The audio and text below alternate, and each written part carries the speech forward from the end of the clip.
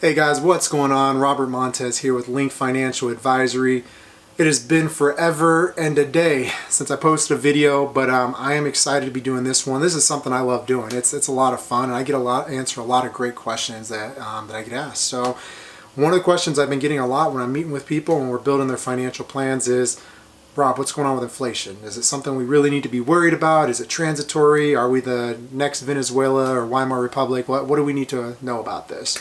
So, inflation, is it even real? Is it your imagination? No, it's not your imagination. Inflation is definitely, it's a real thing right now. According to the Consumer Price Index, 55% of items that they track have had increases of 5% or more over the past year. So that is a pretty big increase. To put it in perspective, the year prior, only 25% of items had the same thing going on. So yes, things are costing more money. Now, does that mean the dollar is going to become worthless and you have to worry about that? I don't think so. And the reason I don't think so is because when we look at inflation, yes, that's part of the puzzle, but we also have to look at what's going to keep prices down over time and see how they balance out. So what's causing the inflation that we're experiencing? There are four major things. Those major things are going to be, one, an uptick in real wages, so people being paid more. The second one is going to be supply chain issues. The third one has to deal with rising energy costs. And then the fourth one is government spending through stimulus and whatnot. So let's look at each one of those. Rising wages.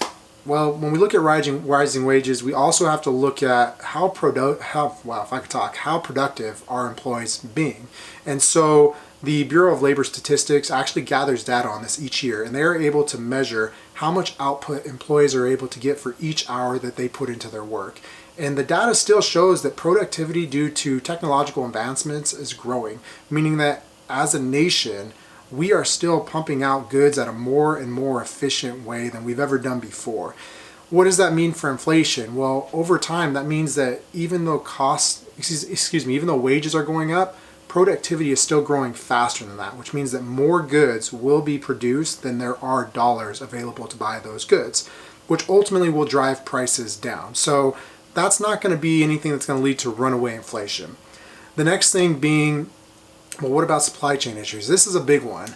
COVID has impacted the world, whether whatever your thoughts on COVID, I don't really care, but it has definitely impacted our day-to-day lives. I think everyone will agree with that. And these supply chain issues are no joke. It's slowed down production on a lot of things. Of course, when you slow down production and there's less of these items available, common sense, cost goes up. Now, with that said, it's going to be transitory. As the new norm comes back, whatever that looks like, supply chain issues will get resolved. And we're already seeing that happen with a lot of items. Like, to give you a few examples, just a few months ago, I remember when the cost of used trucks and used cars was sky high. Renting vehicles was sky high. Airfare and travel was sky high. We saw lumber prices just get crazy. But all those things have kind of started fixing themselves and started to come down in price. So where we're seeing things spike, ultimately as things start to settle and supply chain issues get resolved, we'll see those go away, and I think prices will come down. Next issue, rising energy costs. I don't like it. I hate that my gas bill feels like it's almost doubled. It's not fun, but it's not going to stick most likely forever. I mean, energy notoriously is cyclical. It gets high and low all the time. So I wouldn't freak out about that. Compared to Europe, I don't think we're going to be in nearly as bad of a spot, just because the U.S. is so much more, fuel and energy independent than the rest of the world. So that is definitely going to keep our costs lower than what we're seeing happen in Europe. But also the caveat with this is the one I'm a little bit more like, who knows? Just because more and more countries, I mean, we saw China recently talking about how they are looking at a 3% annual increase of where they're getting their of what they're doing to create natural energy. And honestly, the infrastructure, it's not quite there yet, and that's kind of on a global level. So the energy floor cost may go up, which may lead to higher energy prices ongoing, but I don't know. I don't think it's going to be major, but we'll see. I could be wrong. And the final one, government spending. Man, the government loves to spend money. I wish I could spend money the way the government spends money and never have to worry about it. But bad jokes. In all reality, though, COVID eventually will come to some sort of end, I think. And the stimulus money is going to stop. So I think over time, again, we're going to see that start to more normalize and not cause the crazy inflation people are worried about. So those are my opinions. Now, what do you do with that? We'll probably do a separate video on this altogether.